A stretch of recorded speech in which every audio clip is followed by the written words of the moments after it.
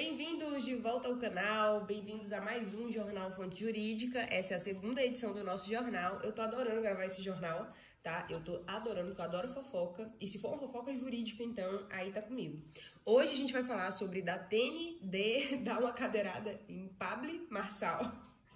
Atualizações aí do caso da doutora Adélia, inclusive novas investigações contra ela, apontando falsidade ideológica, associação criminosa, atualizações do caso da doutora Deolane, quanto tempo a doutora Deolane vai ficar presa, aguardando o julgamento do processo dela.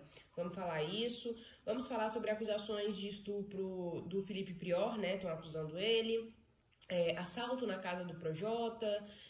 O STJ decidiu que a recusa injustificada do MP em oferecer a NPP, Acordo de Não Persecução Penal, é ilegal e autoriza a rejeição da denúncia. Roger Moreira, do Traje a Rigor, venceu o processo por danos morais contra youtuber, ganhou R$10 mil aí de danos morais, a gente vai conversar sobre isso. E o promotor admite que fez sexo com pelo menos 20 presidiários de facções criminosas. Gente, tem uma coisa que me deixa a flor da pele, é crime sexual. Isso aí não aguento, tá? Não aguento, é demais pra mim. Mas vamos começar, né? Porque temos bastante coisa pra falar.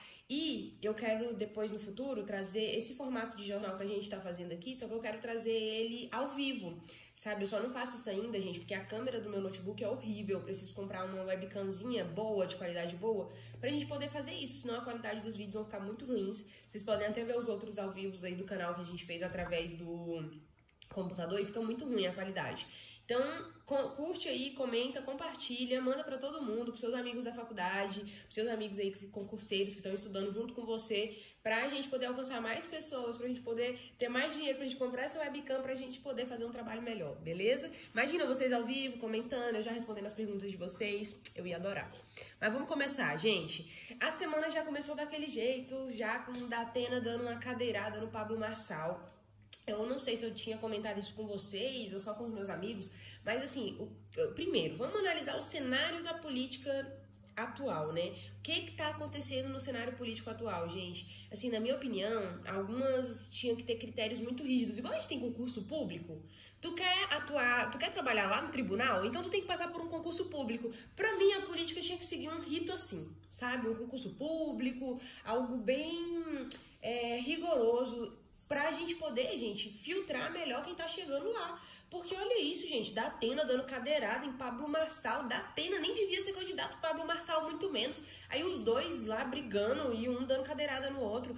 Eu acho que, assim, é uma vergonha pra política nacional, tá? Eu vou comentar o caso com vocês, só que deixa eu falar um trem pra vocês. Eu tô gravando esse vídeo aqui em casa, pode ser que aconteça um monte de coisa, eu tô esperando gente chegar, os cachorros podem latir, pode passar gente na rua. Se essas coisas acontecerem, eu vou parar a gravação e depois eu volto, tá? Só pra avisar, gente, porque daí às vezes, né, você fica, ai meu Deus, desorganização. Não é desorganização, gente, é a vida acontecendo. É um sábado, eu tô em casa, entendeu? Então tá, vamos lá. Após levar cadeirada em debate, Pablo Marçal entra com notícia-crime contra Datena. Notícia-crime é um boletim de ocorrência. Pode ser um boletim de ocorrência, no caso de uma ação penal pública. Nos casos aqui, dessas ações aqui, eu acho que ele não entrou com notícia-crime sobre lesão corporal. Eu não sei. Essa notícia não fala sobre lesão corporal. Fala, acho que sobre injúria e difamação, eu acho. Tá? Aí, no caso, seria uma representação que a pessoa entra, né? Uma petição ali, falando que ela tem interesse em dar seguimento nessa ação, por ser uma ação penal privada, né? Então, ela fala que ela tem interesse e aí ela noticia esse crime para as autoridades. Aqui fala, segundo advogados de Marçal, Datena agiu de forma estapafúrdia ao acertar cadeirada no candidato do PRTB.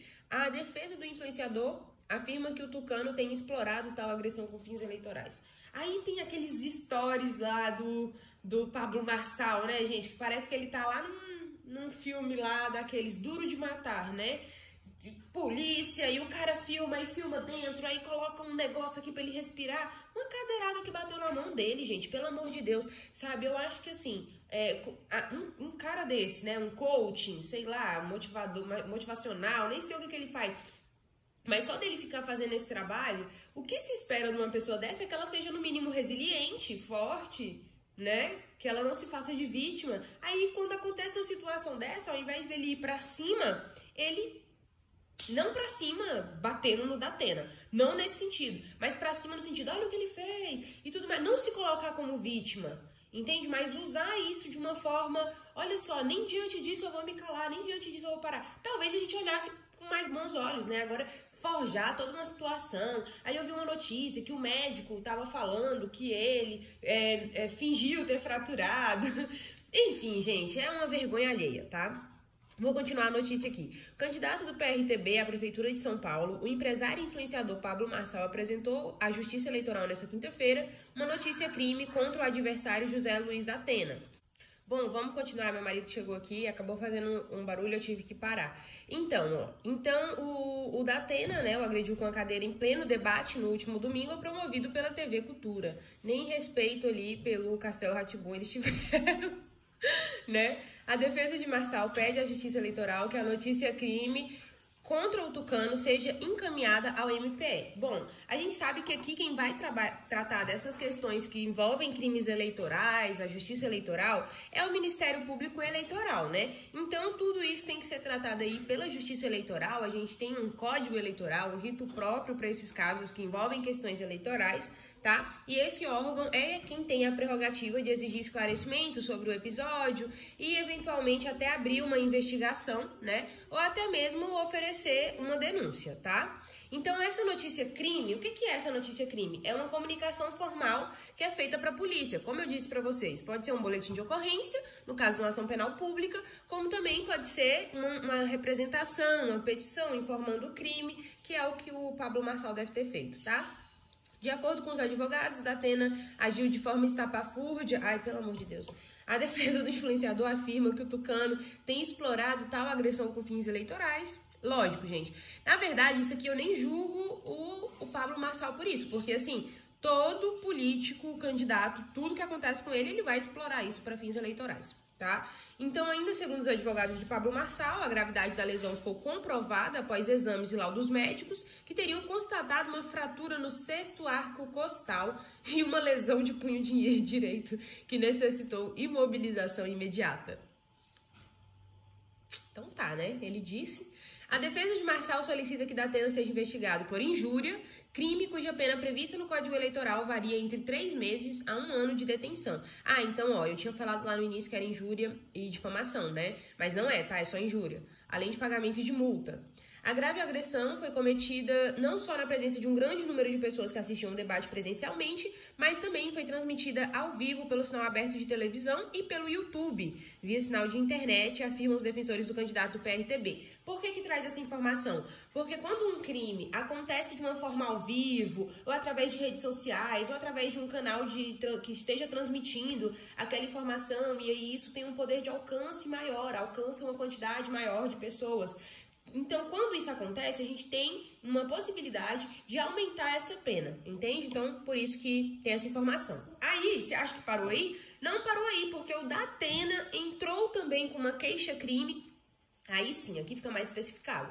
Quando se diz notícia-crime, é um instituto do nosso Código de Processo Penal que, como eu disse, envolve um boletim de ocorrência ou uma representação, enfim. Aqui já é mais claro falando que o Datena entrou com uma queixa-crime, que aí sim é um documento formalizado de uma ação penal privada que você entra na delegacia contra outra pessoa, né? Para, ao invés de fazer um boletim de ocorrência, onde o Ministério Público e a polícia vão dar seguimento, você se põe interessado em dar seguimento nisso. Mas quem vai investigar é a polícia, você só tem que mostrar o interesse, tá bom? Então, na terça-feira, a campanha de Datena protocolou uma queixa-crime na Justiça Eleitoral contra Marçal por calúnia e difamação, por causa de acusações feitas pelo influenciador no debate do último final de semana, tá? Na ocasião, Marçal acusou Datena de ter assediado sexualmente um ex-repórter do programa Brasil Urgente, então comandado pelo apresentador na TV Bandeirantes. Segundo Datena, que respondeu a Marçal durante o debate, a acusação não foi investigada porque não havia provas, motivo pelo qual a denúncia foi arquivada pelo Ministério Público. Aí, o que Pablo Marçal vem me falar? Porque ele quer muito, né, gente? O apoio das comunidades, né? Aí ele vem e fala o quê? Homem é homem, mulher é mulher, estuprador é diferente, né? Sabe o que eu tô falando? Tem alguém aqui que é Jack, que tá aqui tirando onda, apoiando censura, mas é alguém que responde por assédio sexual. E essa pessoa dá pena, disse Marçal no programa. Eu não tenho mais nada a falar. Calma aí. Que ele continua. Eu queria que você pedisse perdão para as mulheres. O processo que corre é só você ir no Google e digitar. Prosseguiu o candidato do PRTB, referindo-se a Datena. Você tá pagando, não sei, talvez milhões por silêncio dessa mulher. Eu acho que é isso. Ex-funcionário da Band. Bom, gente, é isso. Bafafá da cadeirada do Datena em Pablo Marçal, tá? O que vocês acham dessa história? O que vocês acham desse cenário da política nacional? Gostaria muito de ver os comentários de vocês aí sobre isso, tá bom? Agora, vamos para os novos bafafás da semana, né? Vamos falar de atualizações tanto do caso da doutora Deolane quanto do caso da doutora Adélia. Muita coisa acontecendo aqui, né? Vamos primeiro falar das atualizações do caso da doutora Adélia, gente? Porque o que acontece? Até a última vez que a gente tinha falado, né? Ela estava sendo investigada por falsidade ideológica e associação criminal por supostamente estar usando ali CPF de pessoas mortas, né, para mandar dinheiro através de uma empresa que ela abriu junto com os chineses aqui no Brasil, e aí ela teria fraudado alguns documentos para poder abrir essa empresa, segundo a investigação fala, segundo notícias, né? Para abrir essa empresa, e aí através dessa empresa eles fariam ali transferências de dinheiro para uma conta nas Ilhas Virgens inglesas. Ela faria a transferência desse dinheiro para essas Ilhas Virgens através de CPF de pessoas mortas. Então, gente, é uma situação aqui complicada, né? Mas aí até onde a gente parou tava aí. Só que teve o Fantástico no domingo passado, que parece que trouxe, né, esse caso. E aí, aqui tá falando assim, ó, ela diz que ela se colocou à disposição. Só que o delegado no Fantástico disse que ela fugiu e não respondeu a algumas perguntas. Ela nega as informações. O caso não tem relação com a prisão da Deolane Bezerra. Então a primeira coisa é a gente saber que um caso não tem relação com o outro, tá? Mas me parece muito uma coisa de querer chutar cachorro morto. Aí o que acontece? Tem uma delegada, gente, que é a Maria Corsato, que ela tá dando o que falar, né? Porque justamente ela teria ali... estaria meio envolvida nessas investigações. Ela foi a primeira pessoa, parece, que prendeu Deolane um tempo atrás aí numa investigação de lavagem de dinheiro, acabou não dando em nada essa investigação, e agora ela tá um pouco envolvida, parece comentando algumas coisas sobre esse caso. E, gente, quando ela foi falar alguma coisa sobre esse caso, que eu nem sei o que foi, parece que a doutora Adélia mandou uma notificação extrajudicial para essa Maria Corsato. E ela falou, sabe o quê? Nossa, mas tá esquisita essa assinatura aqui da Deolane.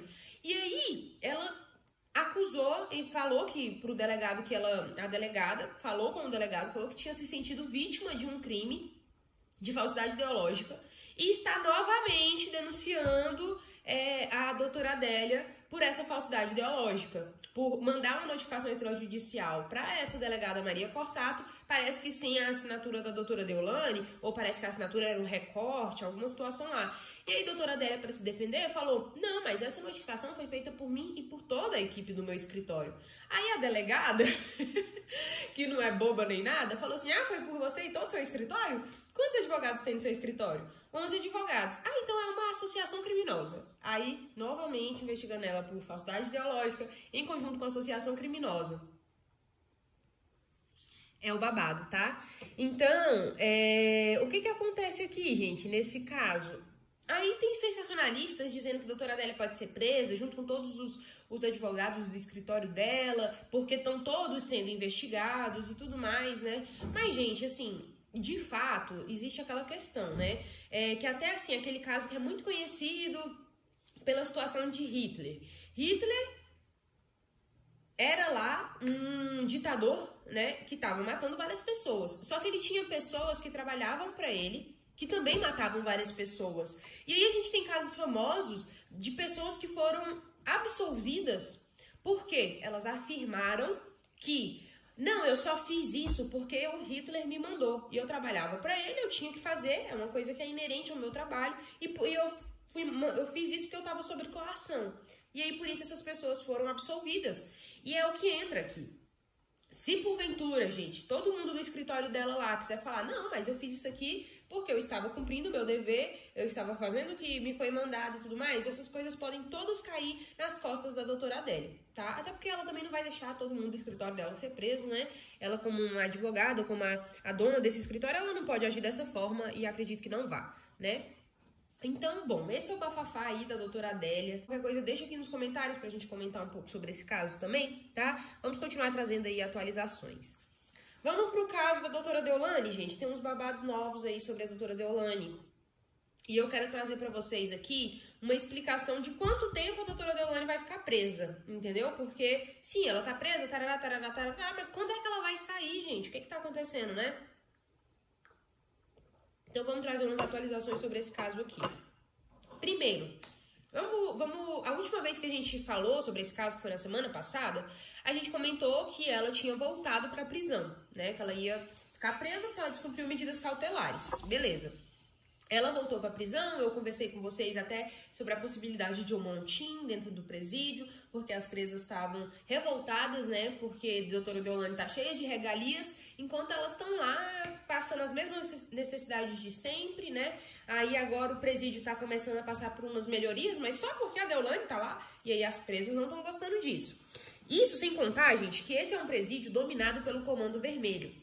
Eu não sei nem se eu posso falar esse nome aqui, mas é pelo C Vermelho, né? É um presídio comandado. Eu não sei se vocês entendem muito bem como funciona, mas todo presídio é comandado por alguma facção, tá? E a maioria das pessoas, quando são presas, a primeira coisa que elas fazem é se associar a uma facção criminosa. É muito difícil a pessoa ser presa e se manter dentro do presídio sem se associar a uma facção criminosa, tá?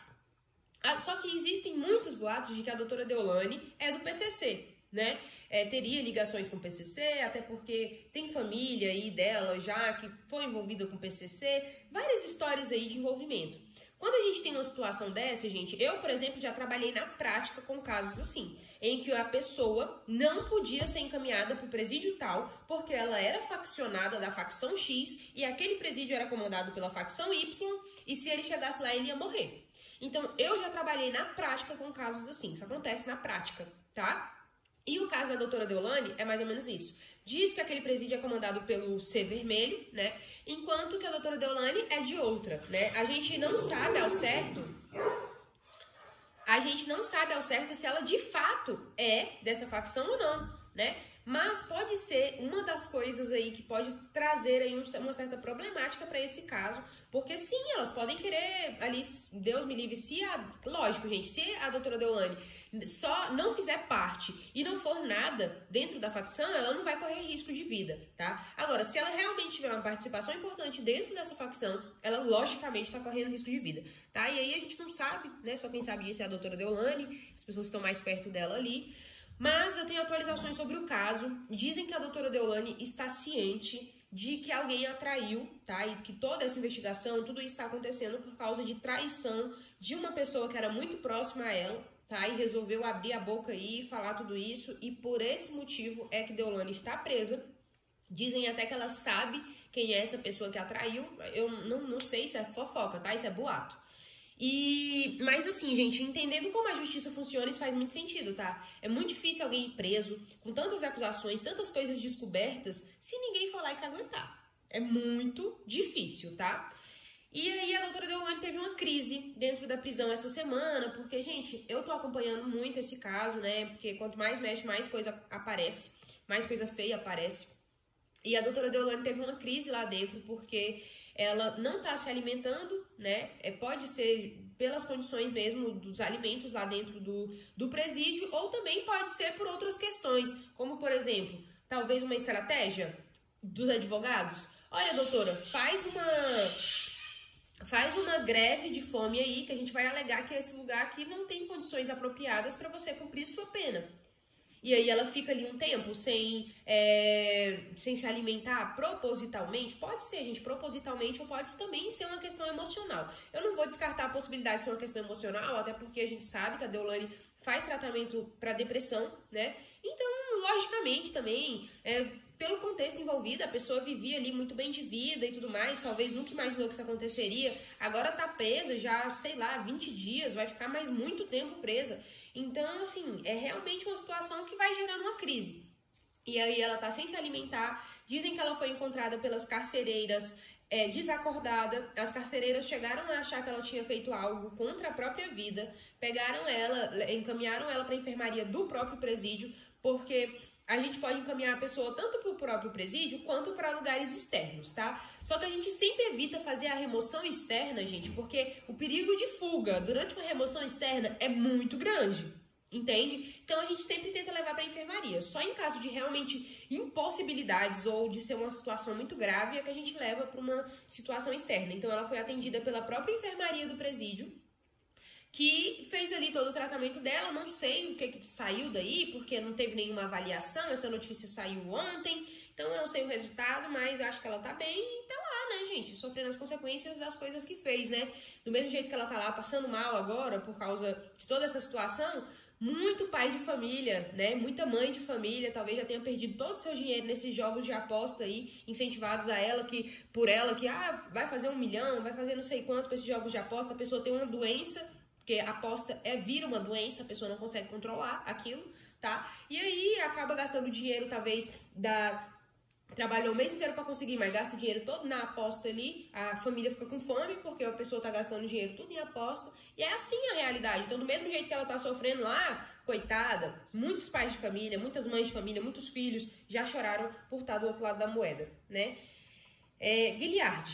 Guilherme, eu até comentei na semana passada que ele não tava aparecendo, né? Aí ele apareceu, mas sabe aonde? Numa boate. Gente, eu não sei vocês, mas se porventura minha mãe estivesse presa, eu provavelmente estava lá na porta do presídio, acampada, morando lá em Pernambuco, já tinha me mudado pra lá, tava num hotel lá há 1 mês, eu provavelmente estaria assim, ou no mínimo diligenciando, tentando resolver as coisas, né? Não indo pra balada. Eu acho que ir pra balada realmente é uma coisa que tá fora de cogitação, né? Mas, enfim, não vou julgar nada, só tô comentando aqui que o filho dela foi encontrado na balada. Aí, vão surgindo muitas sujeiras sobre essa história, né? Como eu disse, gente, eu acompanho o Elias On, eu acho que ele é o melhor que traz aí as notícias da doutora Deolane, desse caso. Eu acho que ele traz melhor essas notícias. Então, se você quiser saber detalhe por detalhe do que tá acontecendo no caso, eu indico que você veja os vídeos dele. Aqui eu tô trazendo resumões. A irmã da doutora Deolane, saiu a notícia aí de que ela namorava um traficante do PCC que exportava droga pra Europa. Enfim, gente, tudo isso mostra o contexto onde elas foram criadas, onde elas cresceram. Inclusive, eu vi um vídeo que eu recomendo que vocês vejam, é de uma pastora. Essa pastora, ela faz análise de pessoas, personalidades famosas, e ela fez análise da doutora Deolane. E eu achei muito bom o conteúdo dela, tá? Eu esqueci o nome dela, mas se você colocar pastora, doutora Deolane, vai aparecer.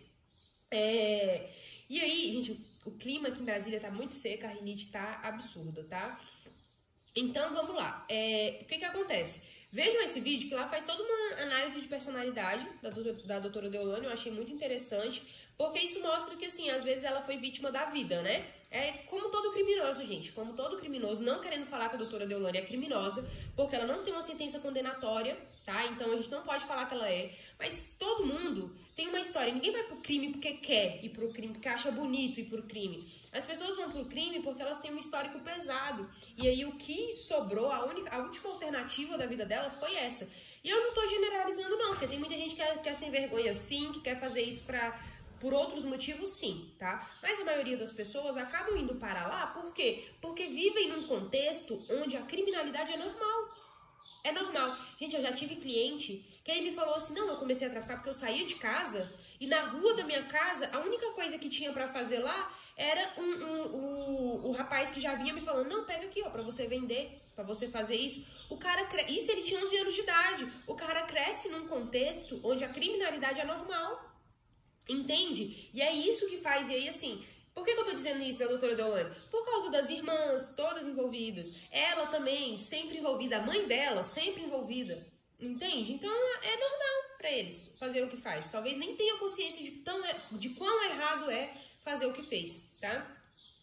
Bom, Deolane muda de advogados, né, durante essa semana, inclusive ela contratou um escritório de advogados aqui de Brasília, de amigos meus, que estudaram comigo aí na época da faculdade e tudo mais, e ela entrou em contato com eles, fechou com eles, porque eles são especialistas em tribunais superiores, STJ e STF, entrou em contato com eles entraram com um novo habeas corpus, que parece que foi parar na mão do Otávio de Almeida, o mesmo ministro que anteriormente já tinha negado o pedido de habeas corpus dela.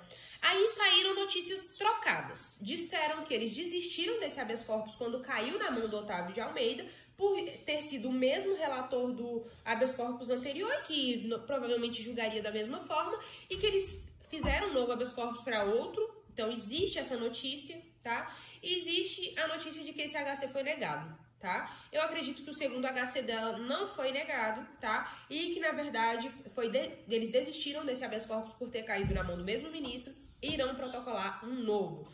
Aí, teve um novo habeas corpus da Deolane que também foi negado, que foi um habeas corpus que foi pro STF. Esse habeas corpus foi escrito por um músico, tá? Eu não sei se vocês sabem, mas habeas corpus, qualquer pessoa pode entrar com habeas corpus. Não precisa ser advogado, não precisa ter advogado para entrar com habeas corpus. Qualquer pessoa pode ser um impetrante, tá? Pode impetrar um habeas corpus. E aí, o que acontece? Esse músico entrou com esse habeas corpus, falando que a doutora Deolane tem sérios problemas de depressão, faz tratamento e que ela tá correndo sério risco de vida e tudo mais. E aí, esse habeas corpus foi pro ministro Luiz Roberto Barroso, que negou o habeas corpus porque disse, olha, não tem competência aqui no STF para eu julgar esse habeas corpus, então quero encaminhar esse habeas corpus aí lá para Pernambuco, tá? E aí assim foi feito. Bom, aí vamos pra mãe da Deolane, né? Aí saiu um boato de que ela ia sair, aí que o habeas corpus tinha sido concedido, mas isso foi mentira, o habeas corpus, o STJ negou que esse habeas corpus tenha sido concedido, e aí ela ia sair, não saiu, ficou nessa, né? Então, mãe de Deolane continua presa, né?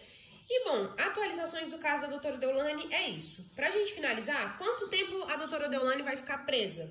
Bom, gente, não tem uma data certa para ela sair de lá, tá? A prisão preventiva funciona da seguinte forma. A cada 90 dias de prisão preventiva, ou seja, eu diria que ela vai ficar lá por 90 dias, no mínimo, tá? Se a defesa não formular um bom habeas corpus, porque fazer um bom... Eu, como advogada, especialista em direito penal e processo penal, falo pra vocês, um bom habeas corpus pra doutora Deolane não é um habeas corpus que vai afrontar novamente o judiciário, que vai pedir quebra de medida cautelar, que vai fazer isso, que vai fazer aquilo. Um bom habeas corpus pra doutora Deolane é focar na doença dela. A doutora Deolane tem depressão, ela tá fazendo tratamento forte pra depressão. Ficar presa vai trazer prejuízos irreparáveis à saúde mental da doutora Deolane. Tá bom? Então, essa é a primeira questão. A segunda questão é a filha da doutora Deolane. Ela tem uma filha menor que depende exclusivamente dela. Como é que ela vai ficar presa? Então, esse é o segundo aspecto que a gente tem que focar na defesa da doutora Deolane. E a terceira não é afrontar e querer quebrar a medida cautelar. A terceira coisa que a gente tem que fazer é o quê, gente? A doutora Deolane vai ficar calada, ela não vai abrir a boca. Ela vai ficar em casa e ela vai cumprir todas as medidas determinadas por este juízo. É isso, cara. Agora quer ficar afrontando o judiciário? Porque já afrontaram. Então, desde o início desse processo, afrontando o judiciário. Estão vendo que não dá certo. Inclusive, essa pastora que eu falei pra vocês, ela fala sobre isso. Ela fala que na análise de personalidade, tanto dela quanto das irmãs dela, elas têm uma dificuldade muito grande de obedecer à autoridade. Por quê? Porque não tiveram pai, não tiveram alguém ali pra colocar esses limites nelas, e elas não conseguem ver a autoridade como autoridade. Tá? Beleza, acabou. Sobre Deolane era isso. Vamos falar sobre o Felipe Prior, que foi acusado novamente de estupro, gente.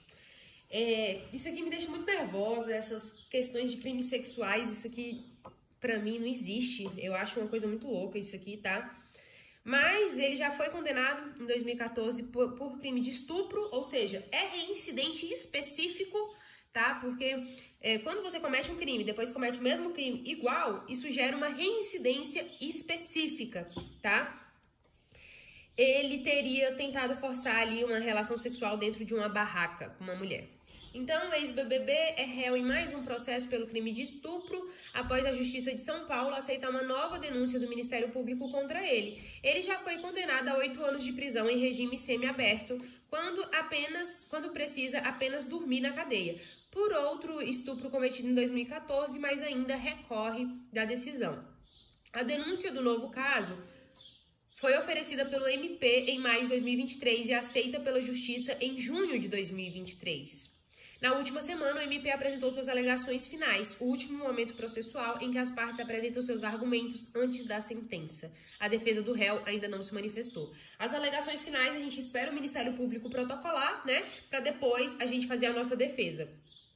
Então, deve estar nesse prazo aí deles fazerem a defesa deles, tá? Bom, aí, vou ler para vocês o que seria essa acusação. Na barraca onde a vítima dormia, sendo que a vítima estava de biquíni...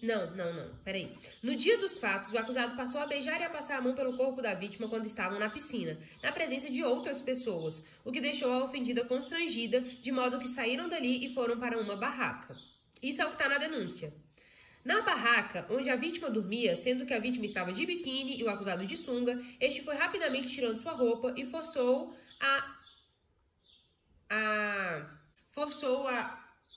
não sei nem falar isso. Forçou a cabeça da ofendida contra sua região íntima, para que ela fizesse sexo oral, sendo que o pênis do acusado chegou a tocar na boca da vítima. A vítima imediatamente falou que não queria e empurrou o acusado. Contudo, aproveitando-se da sua força física, de seu peso e de seu tamanho, o acusado deitou a vítima e deitou-se sobre ela, colocando apressadamente uma camisinha. A ofendida disse que não queria, sendo que ele não a ouvia e usou a força do peso do corpo dele a configurar a violência, mantendo a ofendida imobilizada para penetrar, que sentiu dor diante da total ausência de lubrificação. Bom, gente, na minha opinião é sim estupro, lógico, se teve a conjunção carnal, teve o fato da penetração, configura um estupro, tá? Se não tivesse isso, se tivesse sido somente mão nisso, mão naquilo, poderia talvez ser somente uma importunação sexual, mas no caso relatado aqui pelo Ministério Público, é sim um caso de estupro. Pra mim, estuprador tem que morrer na cadeia e dane-se, tá? Assalto na casa do Projota. Eu só preciso botar meu computador pra carregar, peraí. Bom, vamos continuar, gente. Assalto na casa do Projota. Projota teve aí a sua casa, né, assaltada durante essa semana. O pior de tudo é que dizem que reconheceram ele, né, e ainda ficaram zombando ali, gravando vídeo, ó, quem perdeu dessa vez e tudo mais. Eu espero que consigam achar quem foi que fez isso. Apesar de saber, gente, que, assim, pessoas que costumam fazer assalto em regiões assim de grande porte, como por exemplo casas grandes, que inclusive podem incluir ali moradias de famosos e tudo mais, são pessoas que são especializadas nesse tipo de crime, que mormente assim não são condenadas por esse tipo de crime, tá? Então, assim, torcer para que de fato encontrem essas pessoas, mas difícil, tá? Projota publicou em suas redes sociais um vídeo detalhando o assalto que sofreu em sua casa. O músico foi feito de refém por 4 criminosos armados em Cotia, São Paulo. Homens invadiram a minha casa, me amarraram e assaltaram minha residência. Eu tava com meus filhos, o que deixou tudo mais pesado. Todos sabem como eu sou apegado a eles. Mas dizem que o filho dele estava no quarto ao lado, trancado, que eles não chegaram a mexer com os filhos deles, que eles não chegaram a ver nada do que aconteceu, o que diminui um pouco a preocupação com os filhos, né? Mas é sempre uma preocupação, né? O rapper de 38 anos explicou que enquanto o assalto acontecia, seus filhos permaneciam dormindo no quarto e que enquanto foi feito de refém, suplicou pela segurança das crianças. No primeiro momento, o medo total era de eles fazerem algum mal para os meus filhos. Eu disse, por favor, deixe eles lá, eles estão dormindo. Eles me disseram que não queriam fazer mal nem para mim nem para os meus filhos e entendi que não era a intenção deles, mas aí eu comecei a ficar com medo porque eles estavam procurando ouro, joias, dinheiro vivo, coisas que eu nunca tive em casa. Tive medo de eles usarem meus filhos para arrancar alguma informação. E aí, o que acontece? Projota detalhou as consequências do ataque, não sei quanto tempo durou, fiquei ali amarrado por um bom tempo, eles reviraram a casa toda procurando um cofre que não existe, no final das contas acessaram minhas contas, perdi uma grana, perante o perigo da vida dos meus filhos pensei, só leva, mano. Os suspeitos fugiram com o automóvel do artista, um Subaru WRX 2.0, que depois eles abandonaram, parece que numa estrada, né? E aí ele foi localizado na manhã do mesmo dia pelos guardas municipais na estrada de Capuava, também em Cotia, São Paulo. De acordo com a Polícia Civil, o cantor prestou depoimento, solicitou perícia ao Instituto de Criminalística.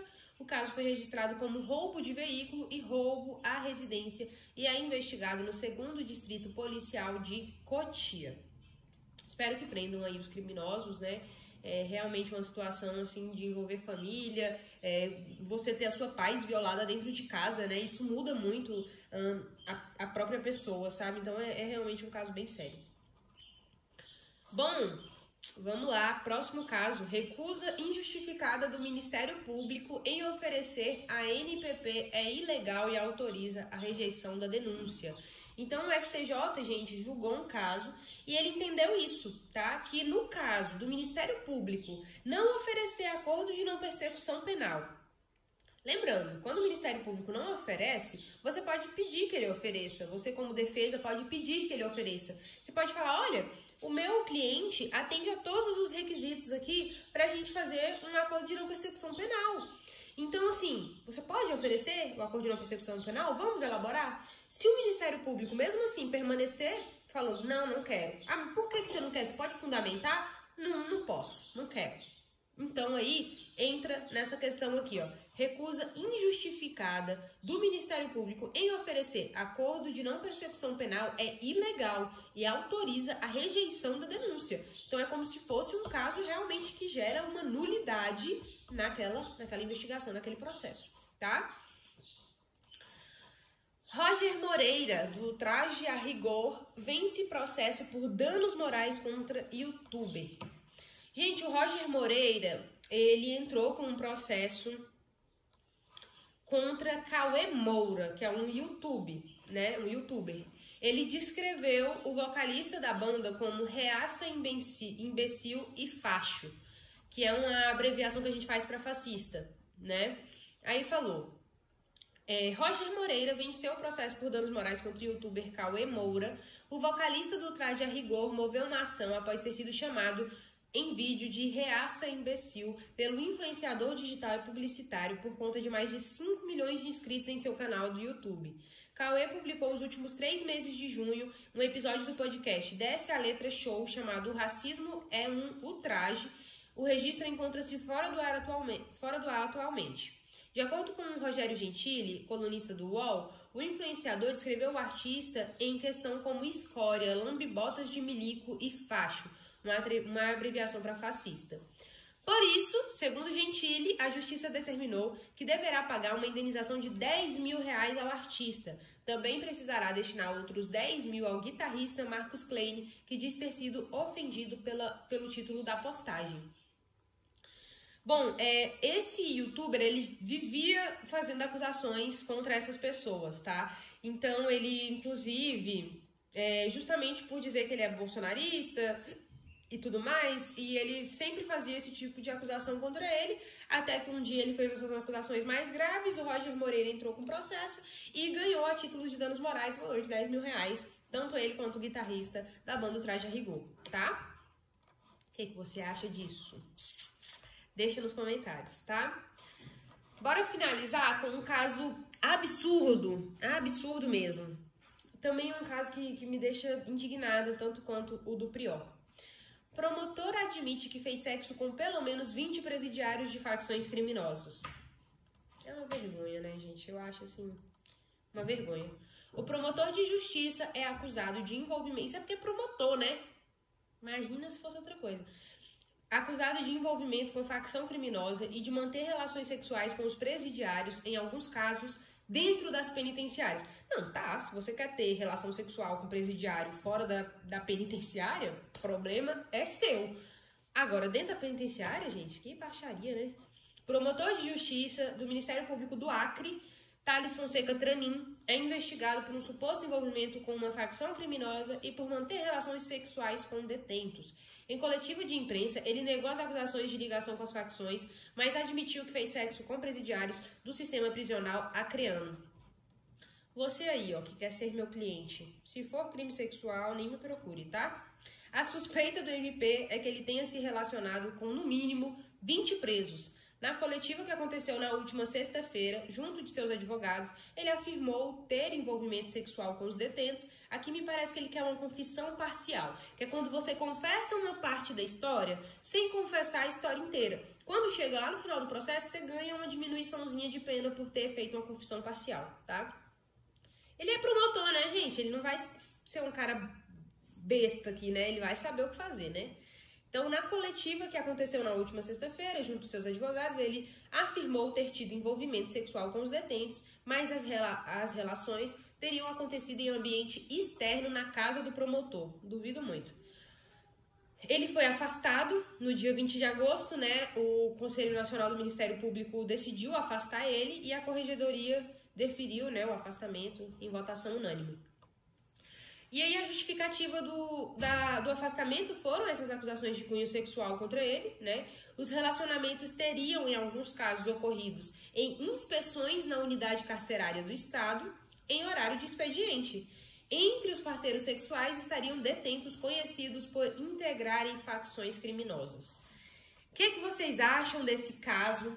Comente aqui, tá? Lembrando, gente, ele pode sim ir preso, ele pode inclusive ser exonerado do cargo de promotor, caso tudo isso seja de fato comprovado, né? Mas ninguém vai fazer, gente, acusações contra um promotor sem ter provas, né? Então devem ter provas suficientes. Vamos ficar de olho nesse caso e vou trazendo as atualizações para vocês, tá bom?